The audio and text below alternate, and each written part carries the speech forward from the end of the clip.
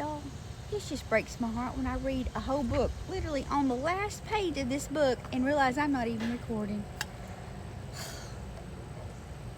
This is my McDonald's Diet Coke in my fancy cup. I need an extra drink because this was a cute book, and I just don't know if I can do it justice a second time around. It is a little golden book, and you know Mimzie loves the little golden books. They're so precious to me because I was read little golden books, and this one's called Kitty's New Doll. And before, I just read it 5 minutes ago. I had never even read this book before, so this is a brand new one to me. So there's Kitty and her mama, and they're out shopping. Kitty and her mother were going to the toy store.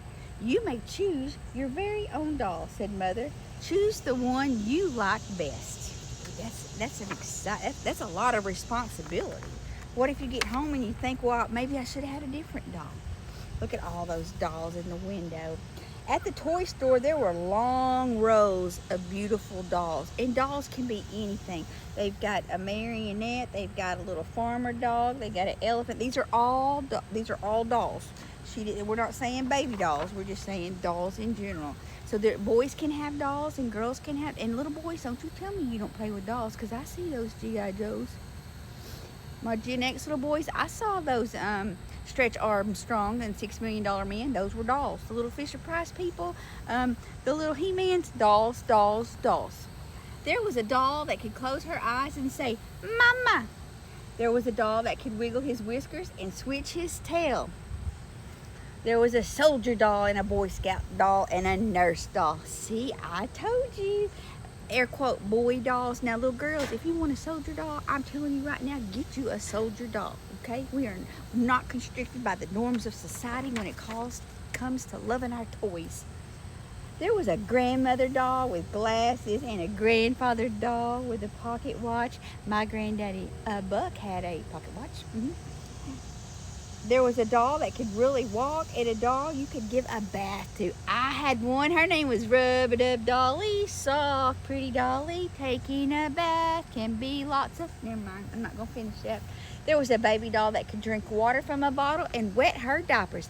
I had two of those. First, I had Betsy Wetsy, and then later on, I had a Baby Alive. And let me tell you, friends, do not go rogue with your Baby Alive. You just feed it the stuff that's recommended to feed it. Otherwise, you could have a mess, because whatever goes in is literally what comes out, unless she gets hung up somewhere in the middle and we have a malabsorption and the party is over. And some of that stuff can smell, okay? So stick to the prepackaged baby formula food for your dollies. There was an orange doll and a gray doll and a white doll. There was a doll with black fur and white spots.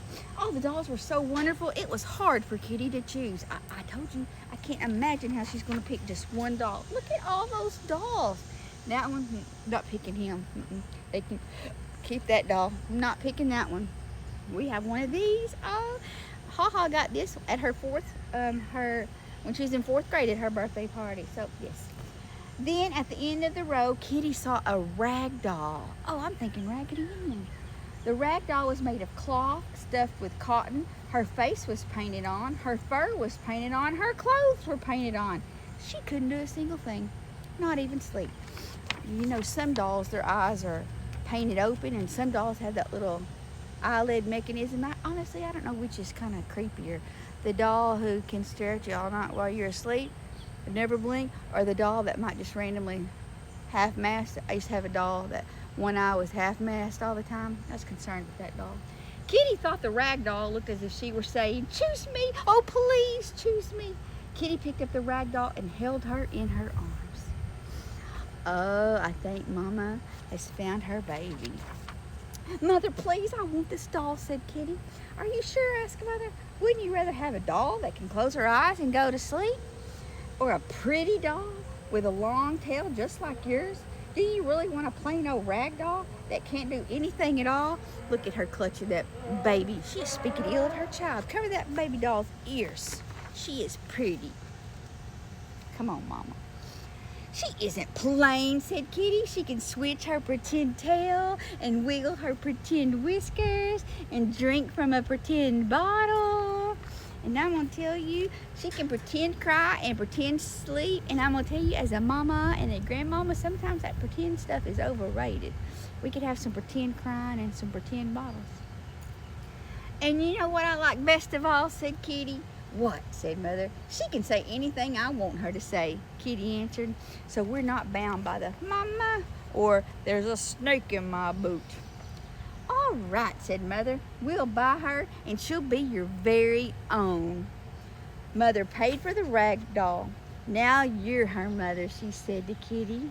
Oh, that is so sweet. Kitty's got her little baby. Now, the page I haven't read yet. The two mothers walked home. Kitty hugged her rag doll and she pretended the rag doll said, I love you, Mother. Oh, that is such a touching ending. I just love a good little rag doll. But not as much as I love you.